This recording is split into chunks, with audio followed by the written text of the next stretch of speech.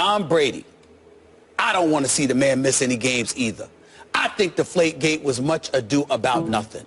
But Tom Brady mishandled this whole situation because he could have picked up the phone, rapped to Roger Goodell himself, took him and Giselle, took Roger and the lovely wife out to dinner. They could have resolved this before it ever exploded. Resolved it so he'd only serve a 2-game suspension instead or even a 1 game. Or even a 1 game. Okay, but you're asking him to admit guilt that he does not feel in his heart of hearts. I know, I'm not asking him to admit guilt. I'm sitting there saying it ain't worth all this. And you're spending millions of dollars of the players' money because he didn't just hire his own attorneys. He's letting the Players Association do it. And DeMaurice Smith is more than happy to do it because this man is addicted to trying to knife Roger Goodell, which I'm not hating on. You're the union. You're not supposed to like the commissioner. I do understand that, but it's a bit excessive. I mean, my God, when does it end? When is somebody from the Players Association going to stand up and say, well, DeMaurice Smith, can y'all get along? Can you find a way to get along so you can resolve these matters without spending our money to do it? Yep. Could you do that?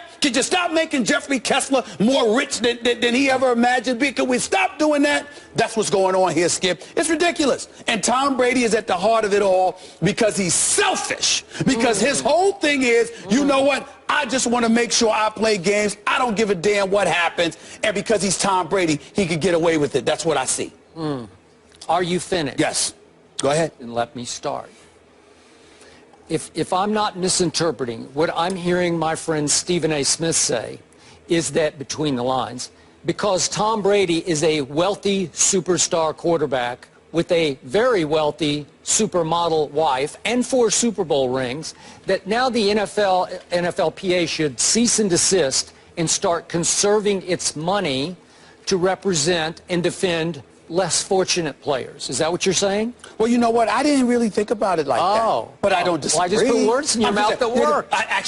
You know what? I'll give you credit for that. Because I swear to you, I wasn't thinking about it like that at all. But it works for me. I don't have a problem with what you just said. That's part of it. Okay. You are, again, missing the much larger issue and point here. Which is? Okay. Tom Brady has an extremely legitimate case. He won that case in Judge Berman's court, as you well know. So now, as the NFLPA keeps saying, 4 judges have ruled publicly on this, and it's 2-2. So they are now ready to go to the, what did I tell you from day one? You did say that. I said Supreme Court. Did I not say that? Yeah. Absolutely, most definitely. Those are your exact words. And Tom Brady, remember, time is money to Tom Brady. He's got better things to do. He's got off-season things to do. He's got ads to make. He's got commercials to shoot. He's got a family to hang with in the off-season. He is spending thousands of hours preparing these lawsuits, these cases, because he believes that the commissioner went after him and tried to sacrifice his 4-ring reputation, tarnish it, if not completely ruin it, all in the name of trying to punish the Patriots organization for its history of deceit and bending or breaking the rules, of cheating. And in this case, Tom Brady, they're hiring, as you point out, a Ted Olson who he's argued 62 cases in front of the Supreme Court. He's won 75% of those. What do you think? Why did they hire this guy? Because they are fighting fire with the biggest fire they can find, because there's a much bigger issue here. It's not just about whether Tom Brady inflated or deflated footballs. It's about the whole union versus a Roger Goodell who's wielding absolute power, unchecked, arrogant, ruthless power. And D. Smith is saying, no, you can't. 2 of the judges have said, no, you can't. There has to be a reasonable limit to your abuse of power. That's what they're fighting for, all those underprivileged players that you're talking about. The less fortunate players. This is about all of them versus Roger Goodell. That's the point you're missing here. Much bigger than football. Actually, I disagree. I don't think I'm missing that point at all.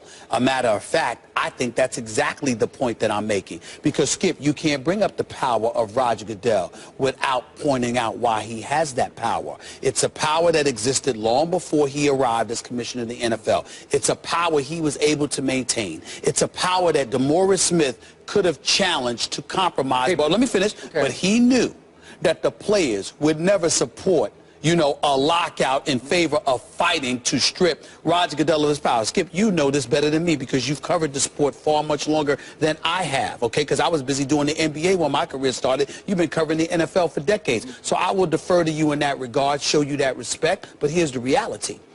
There was something called the special master.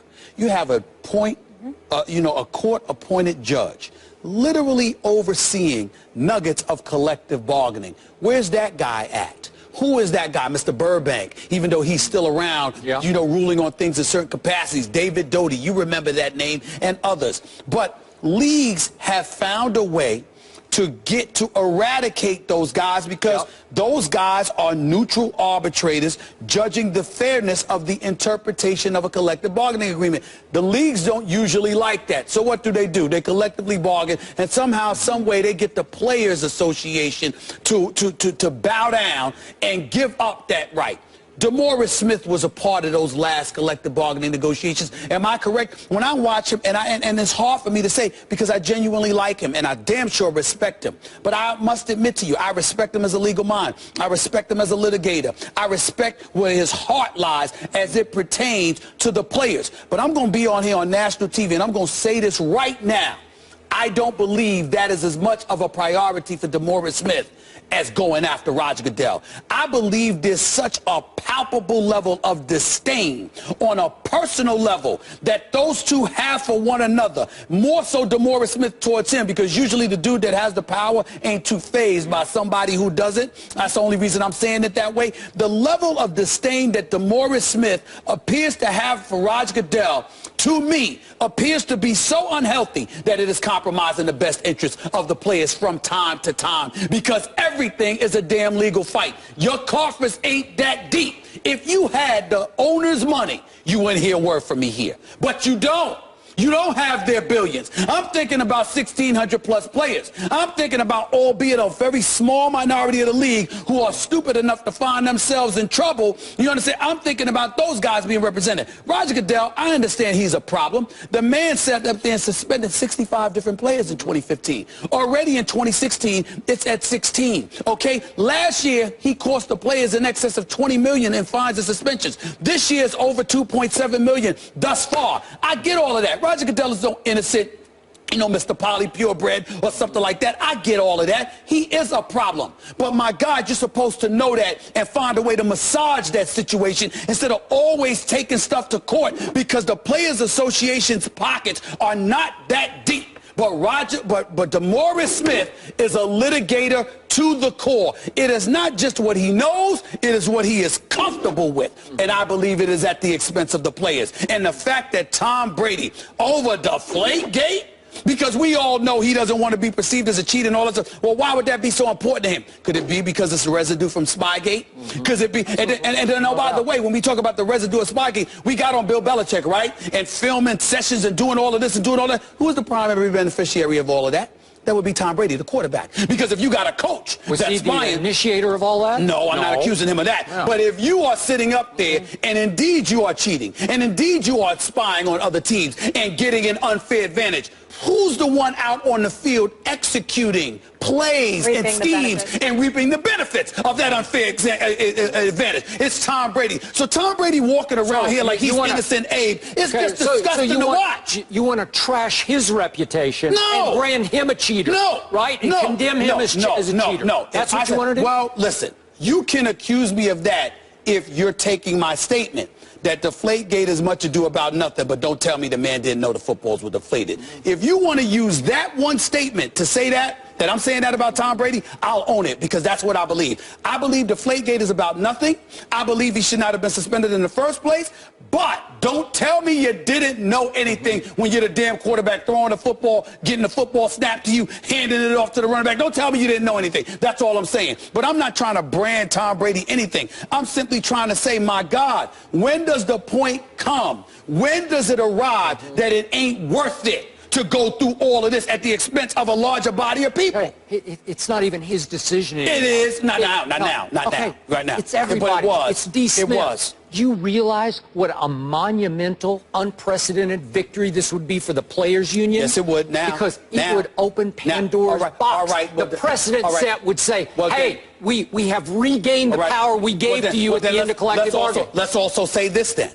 If you're willing to admit that, Skip Bayless, right here on national television with the cameras rolling, then you have to be willing to admit that even if Tom Brady were guilty, the Players Association would take this position because of what precedent it would set if they won the case. In other words, it goes hand in hand. Wait a minute. I don't think they think he's guilty at all. Wait a minute. Okay. You know, I beg to differ. I think some people in the Players Association believe Tom Brady's guilty as hell. I can speak for that for a fact because I know players who have personally told me that they think he's guilty. But my point to you is this.